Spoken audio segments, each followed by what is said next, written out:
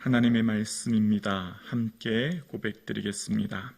솔로몬이 자기의 왕궁을 13년 동안 건축하여 그 전부를 준공하니라.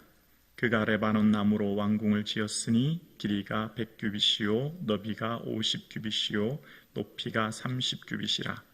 백향목 기둥이 4줄이요 기둥 위에 백향목 들보가 있으며 기둥 위에 있는 들보 45개를 백향목으로 덮었는데 들보는 한 줄에 15이요 또 창틀이 3줄로 있는데 창과 창이 3층으로 서로 마주대하였고 모든 문과 문설주를 다 큰 나무로 네모지게 만들었는데 창과 창이 3층으로 서로 마주대하였으며 또 기둥을 세워 주랑을 지었으니 길이가 50규빗이요 너비가 30규빗이며 또 기둥 앞에 한 주랑이 있고 또 그 앞에 기둥과 섬돌이 있으며 또 심판하기 위하여 보좌의 주랑 곧 재판하는 주랑을 짓고 온 마루를 백향목으로 덮었고 솔로몬이 거처하는 왕궁은 그 주랑 뒤 다른 뜰에 있으니 그 양식이 동일하며 솔로몬이 또 그가 장가든 바로의 딸을 위하여 집을 지었는데 이 주랑과 같더라. 이 집들은 안팎을 모두 귀하고 다듬은 돌로 지었으니 크기대로 톱으로 켠 것이라. 그 초석에서 처마까지와 외면에서 큰 뜰에 이르기까지 다 그러하니 그 초석은 귀하고 큰 돌 곧 10규빗 되는 돌과 8규빗 되는 돌이라.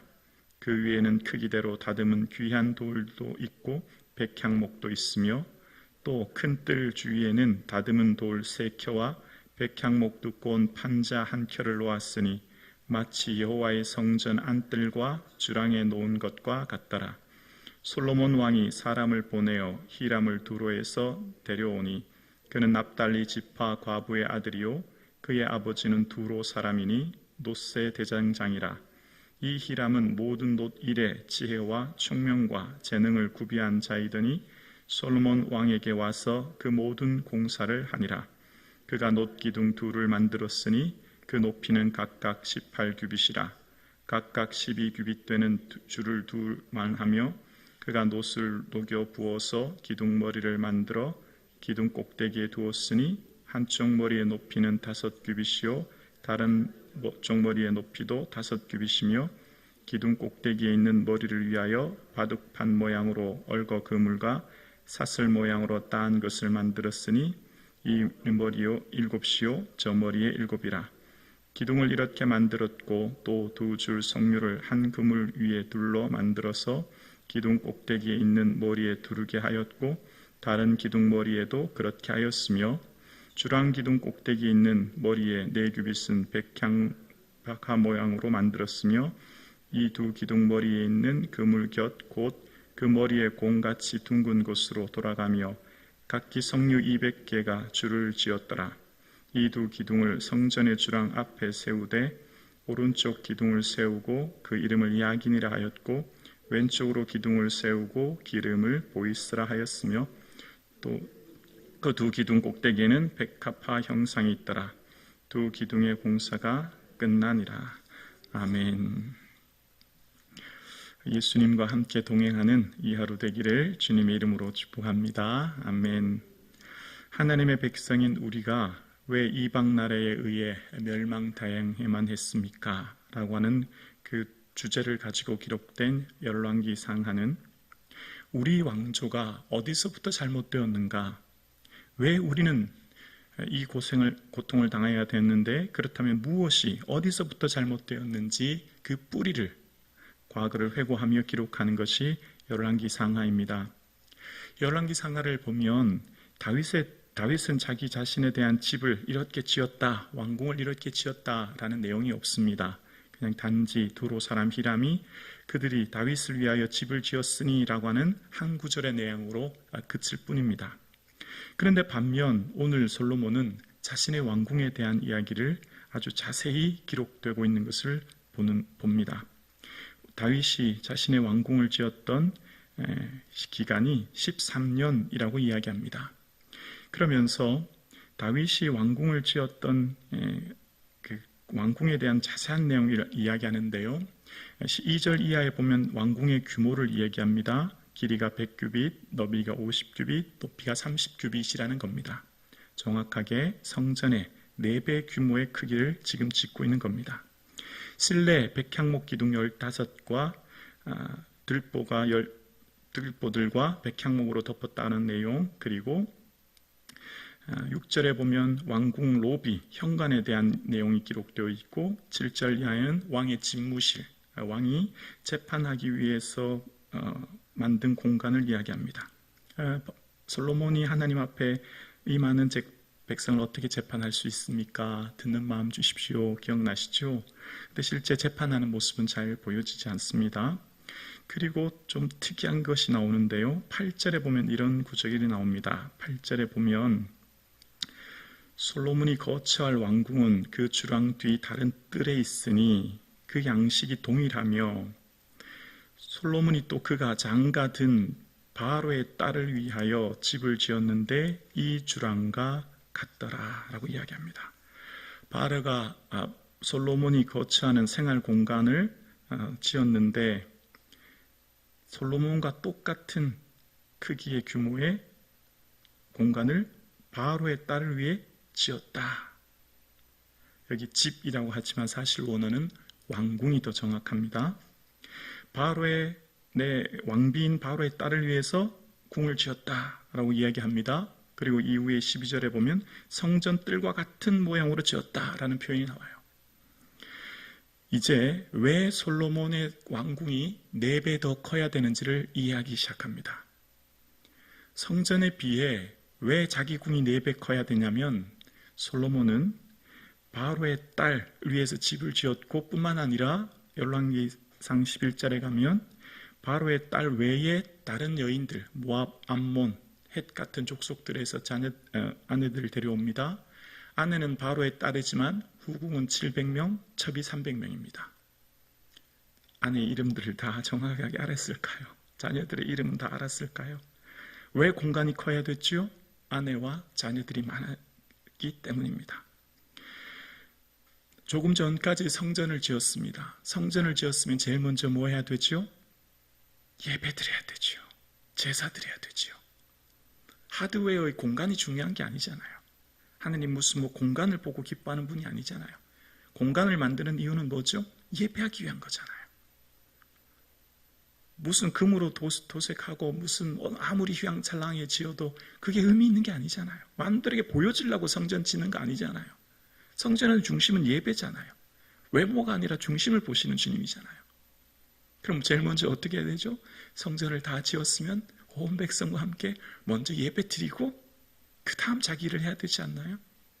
그런데 또 자기를 위해 궁을 지었다라고 하면서 갑자기 먼 이방 땅에서 온 왕비를 위해서 또 그만큼 왕궁을 지었다고 얘기하고, 이후에 보면 아시지만 여러분, 다윗이 성전을 지을 때 사실은 성전을 지었을 뿐이지 아버지가 다 준비해 준 거예요. 아버지 다윗이 제목이며 재료며, 여러분 어떤 일을 할 때 제일 힘든 게 재정에 대한 문제 아닙니까? 아버지가 다 해결해 준 거예요. 사실 뭐 어려운 게 있습니까? 어떤 걸 건축할 때는 제일 어려운 게 재정이지 않습니까?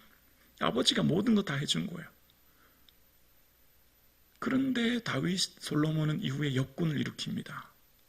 엄청난 수의 역군을 일으키고, 역군을 일으킨 이유가 솔로몬의 공식적인 입장 표면으로는 여호와의 성전과로 시작합니다. 사실 성전은 아버지가 다 재정을 준비해 줬는데요. 그 다음이 자기 왕궁과 밀로와 예루살렘 성가로 시작합니다. 밀로는 바로를 위한 궁이었죠. 바로의 딸을 위한, 아내를 위한. 그러니까 오늘 본문을 보고 있으면 솔로몬은 과연 백성을 사랑했는가, 그 마음이 들어요. 과연 백성을 사랑했는가? 왕이 해야 될 일이 뭐죠? 백성들의 외세로부터 백성의 재산과 생명을 보호하는 것이고, 내부로부터는 사회적인 정의를 실현해야 합니다. 백성들이 공의롭게, 의롭게, 또 가난한 자가 없도록 살피는 게 왕이 해야 될 일 아닙니까? 근데 백성들을, 역군이란 말은 징용이란 말이거든요. 강제노역이란 말이에요. 백성들을 데려다가 강제노역을 시킵니다. 왕궁을 지으려면 그만큼 돈이 있어야 되겠죠. 다 세금이죠. 솔로몬은 과연 하나님을 진정 사랑했는가? 라고 하는 생각이 듭니다. 그러니까 오늘 본문을 가만히 묵상하면 마음이 너무 답답해요. 이야, 솔로몬 좋겠다. 이런 궁에 지어 살았으니 나도 이런 데 한번 살아봐야 되겠다. 이런 생각 드십니까? 저는 오늘 본문을 묵상하면서 마음이 너무 무거웠습니다. 아니, 성전을 짓는 건 맞죠. 성전을 크게 멋지게 정말 정확하게 솔로몬이 다윗의 설계대로 짓는 게 맞아요. 다윗의 설계를 가만히 보면 다 성막의 모형 그대로 본따온 거거든요. 하나님이 지시한 거예요. 그런데 이후에 보면 두로왕 히람을 데려다가 이방 사람 아닙니까? 그것도 무슨 녹기둥을 두 곳을 세웁니다. 성막에는 없는 내용이에요. 굉장히 큰 녹기둥을 세우는데 무슨 보여지기 위한 것인지 많이 의문이 들어요. 하나님께서 뭘 원하실까를 생각합니다.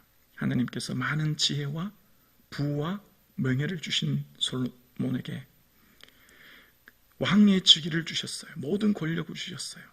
그럼 정말 솔로몬이 백성을 사랑한다면 이처럼 휘황찬란한 왕궁을 짓고 여기서 그치었으면 얼마나 좋아요. 밀로궁, 여러 가지 많은 병거성, 마병성을 짓기 시작합니다. 학개 선지자는 바벨론 포로에서 돌아왔을 때 백성들에게 이렇게 말해요. 이 성전이 황폐하였거늘 너희가 이때에 편박한 집에 거주하는 것이 옳으냐. 편박한 집은 잘 꾸민 집이거든요. 성전은 황폐해서 무너졌는데 너희들은 너희 집만 잘 꾸미느냐. 학개 선지자가 책망하면서 성전을 지을 것을 이야기합니다. 지금 솔로몬이 살고 있는 시대에 백성들의 삶이 어떨까요? 많은 세금을 내야 했고 역군으로 징집대 가야 될 때 백성들에게 곰핍한 상황. 백성들은 너무나 핍절하고 어려운데 자기 자신만을 위해 살아가는 솔로몬의 모습을 생각해 봅니다. 막대한 비용과 강제 동원으로 아마 백성들은 피눈물 났을 겁니다. 그래서 여러분 아시지만 이후에 역군 감독, 이 역군의 총책임자인 아도람은 백성들이 돌에 맞아 죽습니다. 그 쌓인 것이 분노가 폭발한 거예요. 민심이 폭발한 거죠. 오늘 본문은 왜 우리에게 기록되었을까요? 왜 이스라엘이 이방 나라의 포로로 가야 되겠습니까? 라는 질문에 대한 답으로 그럼 무엇부터가 잘못되었습니까? 그 뿌리가 무엇입니까? 어디서부터 첫 단추가 잘못되었습니까?를 오늘 본문에서 살펴볼 수 있는 겁니다. 여러분, 우리의 삶 가운데 하나님께서 맡겨주신 모든 것들을 생명, 재산, 지위 다 사명인 줄로 믿습니다. 우리는 청직인 줄로 믿습니다. 왕이 해야 될 아주 중요한 일, 율법서를 등사하여 매일 읽는 거예요. 솔로몬이 만약 그것을 매일 읽었다면 그 왕이 되어야 될 3가지 직무 중에 아내를 많이 두지 말라라고 했던 것 기억했다면 이렇게 수백 명, 수많은 아내를 두었을까요? 그 아내들을 위해 이렇게 궁을 지을 필요도 없을 것입니다. 그래서 끊임없이 성경에서 말하는 것, 너희들의 인생을 어떻게 하면 잘 경영할 수 있느냐? 어떻게 하면 인생을 잘 살아갈 수 있느냐? 말씀이 끊임없이 얘기하는 게 뭘까요? 말씀 속에 나타난 하나님 마음의 헤아리라는 겁니다. 말씀대로 순종하며 사는 것이 진정한 행복임을 우리에게 끊임없이 이야기하고 있는 겁니다. 외형적인 부요와 풍요가 아니라는 거예요. 오늘 함께 예배드리시는 사랑하는 성도님, 말씀 부여잡고 말씀을 통해서 주님 내게 말씀하신 그 뜻에 순종하며 살 수 있는 저와 여러분 되기를 주의 이름으로 축원합니다. 기도드리겠습니다.